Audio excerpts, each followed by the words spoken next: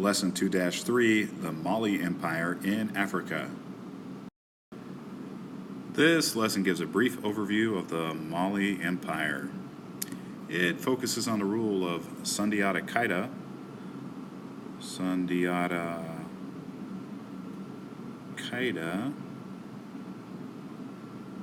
and the salt and gold trade of the empire. It also highlights the wealth and pilgrimage of the famous Mansa Musa.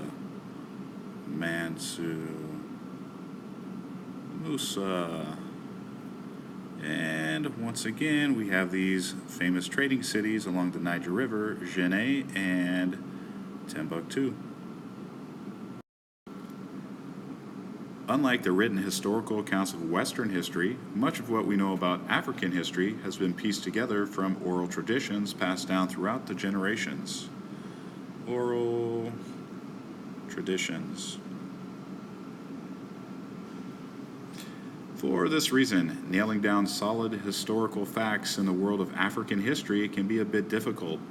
Keeping this in mind, today's lesson on the Mali Kingdom of Africa will be a general overview of this once mighty kingdom and two of its most famous kings.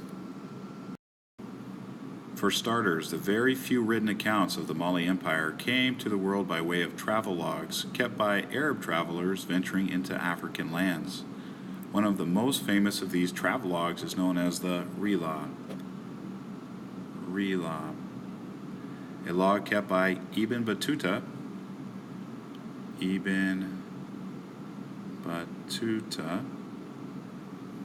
a famous African-born Arab traveler. It is from this travelogue that the world gets much of its information about the Mali Empire. At its peak, the Mali Empire of Africa controlled most of present-day Mali,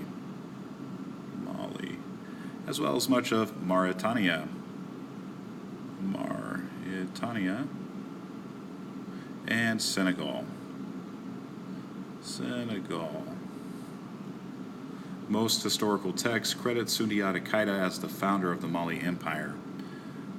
Once again, Sundiata Keita, depicted here. As founder and king, Sundiata Keita worked to increase the strength of his entire empire. For instance, knowing that he had to rule such a large area, Keita broke the empire into provinces. All over here. Each of these provinces was ruled by generals. It was up to these generals to maintain peace, as well as seeing to the physical needs like having enough food for the people under their jurisdiction. A bit along the same lines, Keita also organized a permanent army within the empire. As for the economy, Keita grew the salt and gold trade within the empire. Salt and gold. Like modern-day rulers today, he then realized his government could become very rich by taxing all this trade.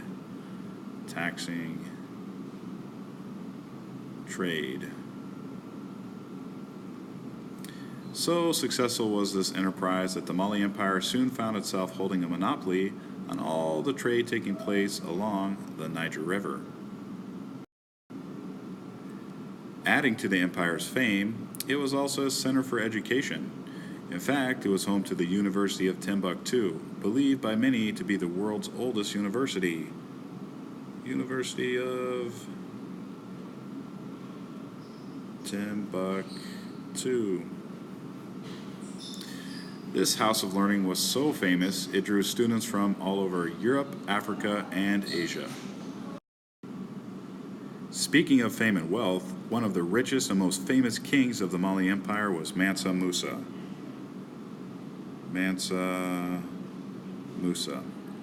He lived from about 1280 to 1337 AD. Tradition holds that he was so wealthy, he traveled with an entourage of thousands of soldiers, government officials, and court attendants. One of his most famous trips was his Hajj Hajj, if you remember, is a religious pilgrimage to the city of Mecca. On this famous trip, it's asserted he was accompanied by 100 camels, each carrying 300 pounds of gold. Making this even more spectacular, some historians also believe each of his attendants carried a 4-pound bar of gold, which they gave away to the poor people they met along their journey. With this great show of wealth, Mansa Musa's fame spread throughout Arabia and Europe, and to this day he is still considered one of the wealthiest kings in all of history.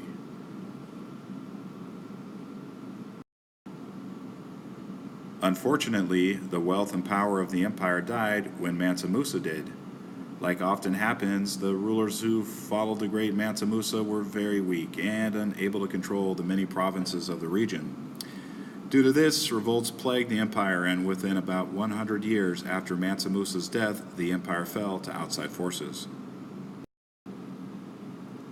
Much of what we know of the Mali Empire comes from a travelogue known as the Rila.